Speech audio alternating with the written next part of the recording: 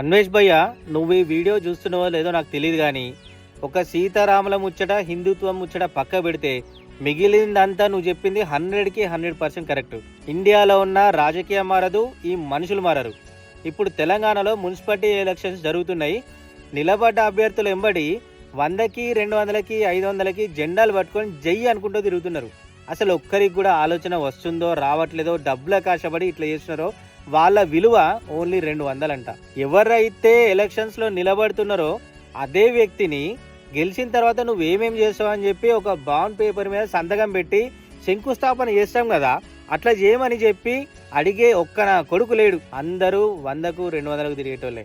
ఇలా 100కి 200కి తిరిగే వాటి వల్ల ఏమైతుంది తెలుసా? మంది బాగా జమై మెజార్టీ జమై ఒక రాంగ్ పర్సన్ గెలుస్తున్నాడు. అదే కరెక్ట్ గా మీరు నోరు తెరిచి గెలిచిన తర్వాత నువ్వు ఏమేం చేస్తావు అని చెప్పి ఒక బాండ్ పేపర్ మీద సైన్ పెట్టమనండి. ఇప్పుడున్న బ్యాంక్ బ్యాలెన్స్ గెలిచిన తర్వాత బ్యాంక్ బ్యాలెన్స్ చెక్ చేయండి. ఒక్కరు ముందుకు రారు. 100కి 200 పోతున్నారు భయ్యా. ఎప్పుడు మారుతారు భయ్యా? ఇంకా మీ విలువ 200, మీ ఓటు 200.